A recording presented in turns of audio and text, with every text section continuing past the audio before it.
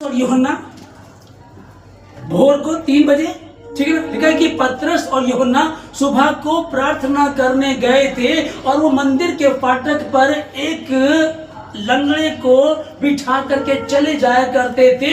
और जब ये मंदिर से प्रार्थना करके लौट रहे थे, उस लंगड़े ने इनकी ओर देखा और देखा कि इनके चेहरे पर तेज है और ये कुछ मुझे देगा।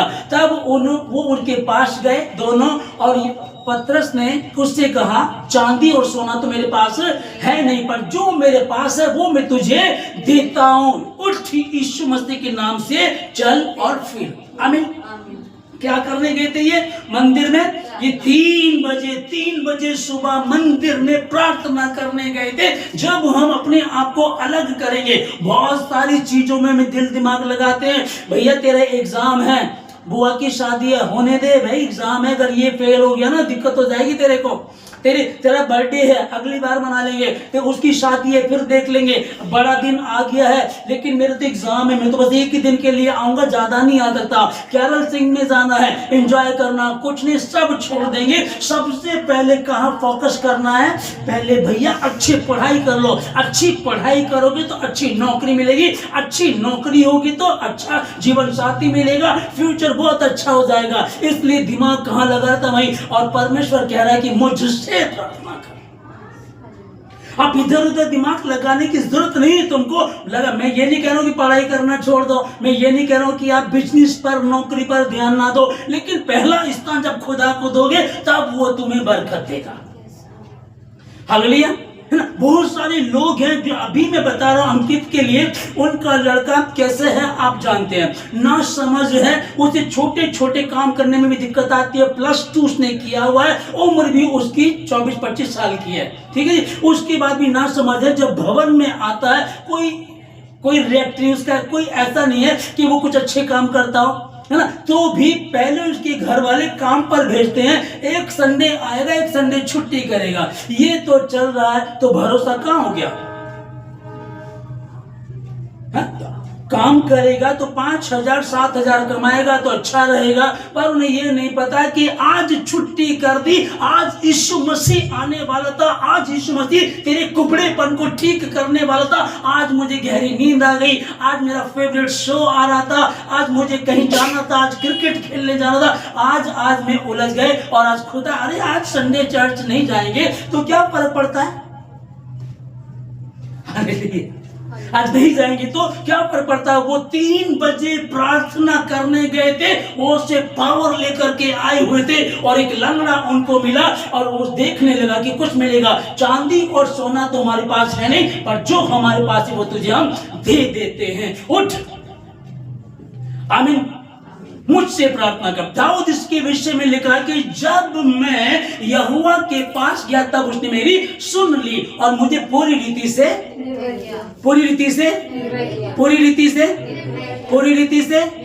निर्भय किया। आमीन, है ना। तब जब मैं यहोवा के पास गया तब उसने मेरी सुन ली और मुझे पूरी रीति से निर्भय किया। एक भय था, एक डर था, क्या होगा, फ्यूचर का क्या होगा, बच्चों का क्या होगा, पत्नी को ऐसा रोग बीमारी लग गई है, ठीक नहीं हो पा रही, डॉक्टर नहीं ठीक कर पा रहे, कोई एक्सपर्ट नहीं ठीक पा रहा, पति के साथ ऐसी प्रॉब्लम है, हम कहां जाएं, क्या करूं, समझ में नहीं आ रहा। जब तक मैं नहीं गया तब तक प्रॉब्लम बनी रही, पर जब मैं यहोवा के पास गया,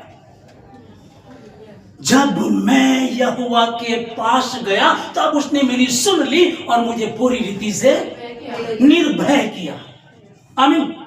अब जो भय बना हुआ था, भैया कुछ नहीं हो सकता, सेवा कर लो, ले जाओ सेवा कर लो, कुछ नहीं बन पाएगा, क्या करें, समझ में नहीं आ रहा। चिंता मत कर, वो कैद में था, बाहर सैनिक खड़े हुए थे, कुछ नहीं हो सकता था। दूसरी बार परमेश्वर का वचन पहुंचा मेरे पास, क्या कहता है कि मुझसे प्रार्थना कर और मैं तुझे बड़ी बड़ी और कठिन बातें बताऊंगा। हालेलुया। कभी आप बिना प्रार्थना के यहाँ खड़े हैं, कभी बिना प्रार्थना के मैं यहाँ मैसेज दे रहा हूँ, हो ही नहीं सकता, मजा आ सकता है, लेकिन वो पवित्र आत्मा नहीं होगा, वो सामर्थ रहित वचन होगा, सामर्थ रहित आराधना होगी, सामर्थ रहित होंगे।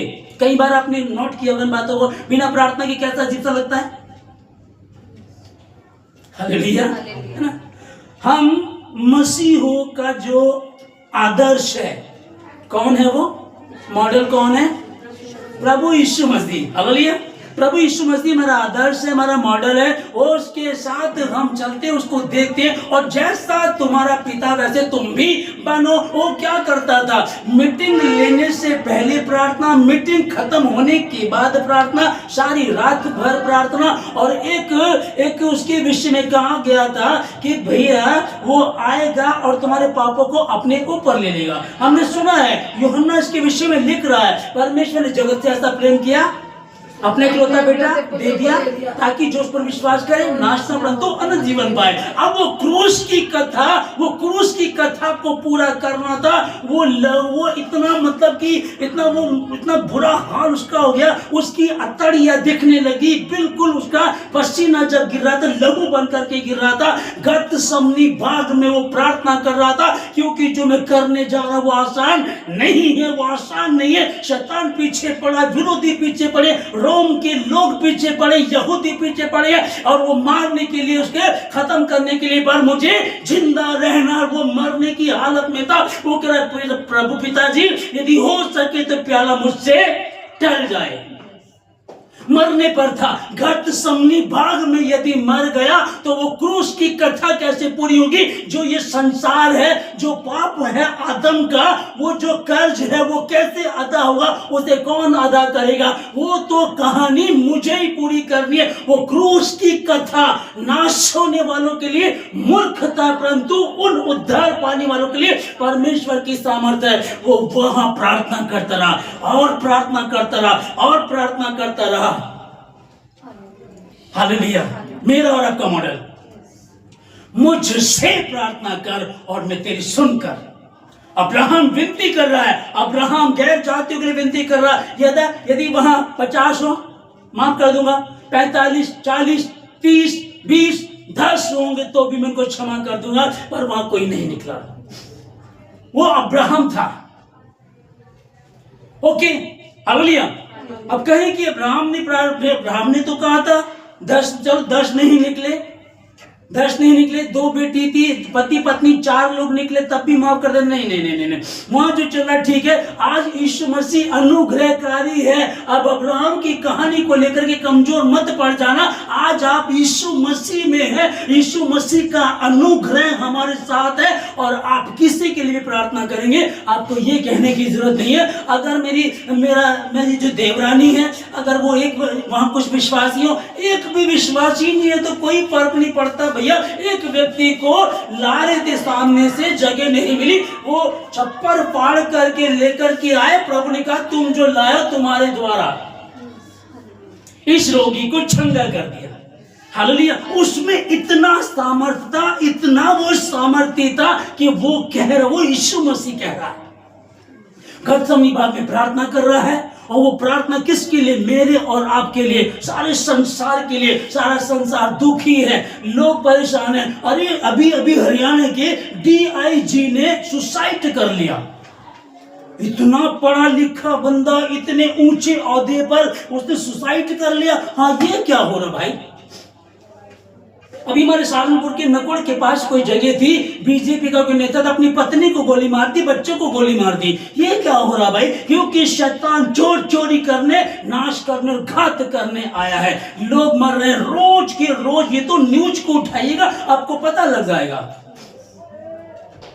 संसार के लिए आया। अगर वो गतसमनी बाग में मर जाता तो वो पूरा ना होता, क्योंकि पुराने नियम में ये लिखा गया था जो काठ पर लटकाया गया वो श्रापित हुआ, और वो काठ पर यीशु मसीह लटकाया गया मेरे और आपके कारण। वो निष्कलंक, निर्दोष, निष्पाप होने पर भी दोषी बना, ताकि मैं और आप उसके मारे जाने से आशीष को पा सके। गतसमनी बाग में प्रार्थना कर रहा, घुटनों पर है, हे पिता, उसका पसीना लहू बन करके गिर रहा है जमीन। हालेलुया।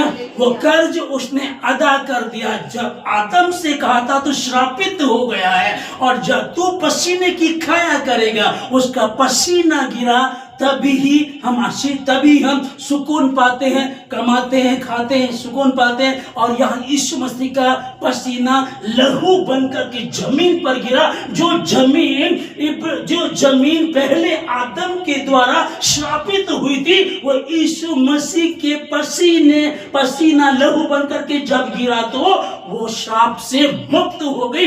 मुझसे प्रार्थना कर। जब कैद में हो, जब मुश्किलों में हो, जब कुछ समझ में नहीं आ रहा, बंधन में हो, क्या करूं समझ में नहीं आ रहा, कहां जाऊं समझ में नहीं आ रहा। भाई दीपांशु, पैसे नहीं है, जितने पैसे थे खर्च हो गए, डॉक्टर ने दूसरी जगह लिख दिया, क्या करूं समझ में नहीं आ रहा। मैं कहा ठीक है, आप बताइए क्या करना है। बच्ची घर ले चलते हैं। मैं कहा ठीक है, लेकर के चलो। मैं मिलने गया था, मैं कहा लेकर चलो, चिंता मत करो। प्रार्थना किया, प्रभु का धन्यवाद, सुकून आया। अगले दिन कुछ इंतजाम हो गया। वो भाई विश्वास में है, प्रार्थना का योद्धा है। हालेलुया।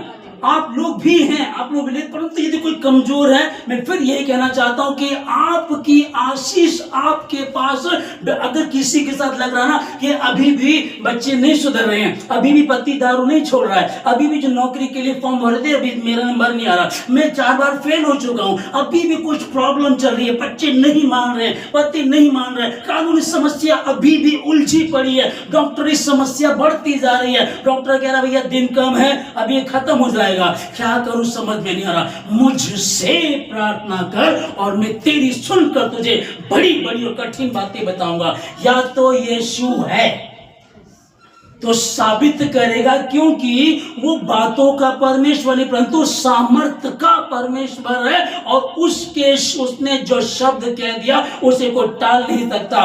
वो वहां पूछने लगा, मूसा कहता प्रभु मैं जाऊंगा तो क्या कहूंगा, किसने भेजा? कहता है कि कह देना मैं हूं ने भेजा है, क्योंकि मैं जो हूं सो हूं। आमीन।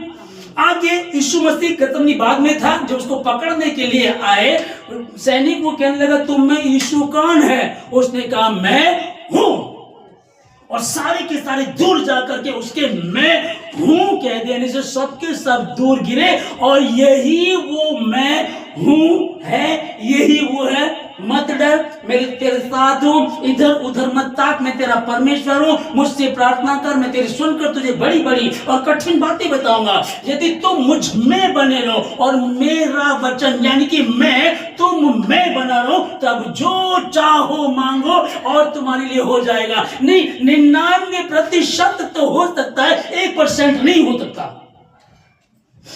बहुत बड़ा डॉक्टर है भाई साहब हमारे यहाँ, डॉक्टर प्रताप है। किसी ने अगर पॉइजन खा लिया हो ना, बचा लेता है।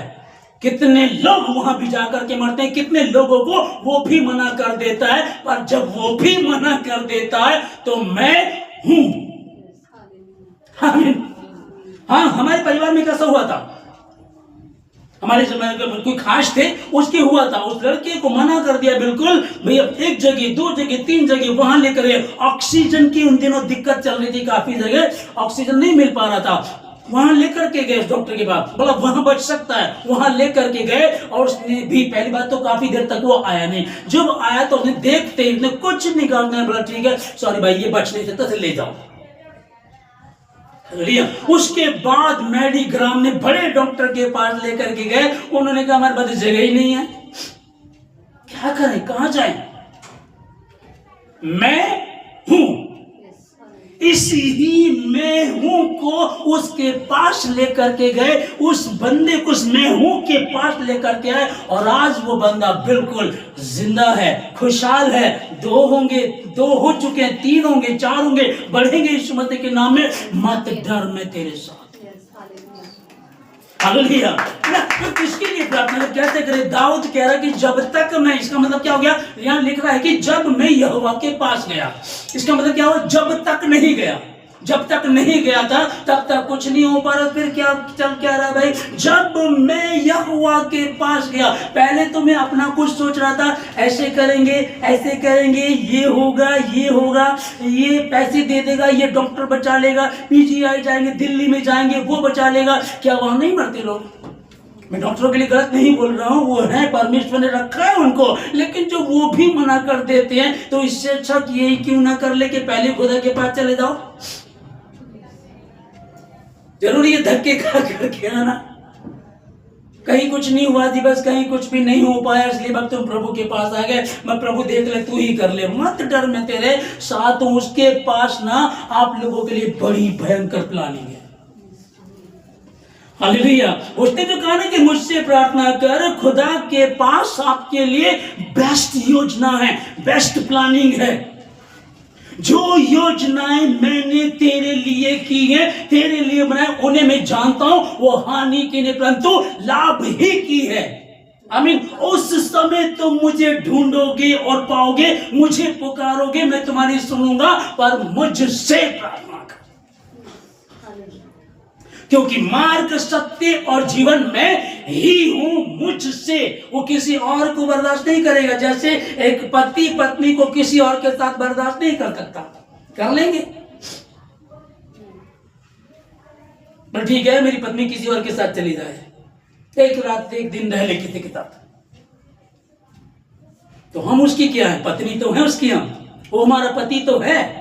क्या लिखा बाइबल में? यहोवा हमारा वो दूल्हा है, उसकी दुल्हन, हमारा दूल्हा हमको लेने आने वाला है। और दुल्हन निकम्मी हो, वह बिचारनी हो, दूल्हा आएगा लेने। पत्नी अपने घर गई है और अपने किसी के साथ लगी हुई है और पति को मालूम पड़ जाए, अरे वो तो ऐसे पकड़ेगी तेरी पत्नी किसी के साथ, जाएगा लेने?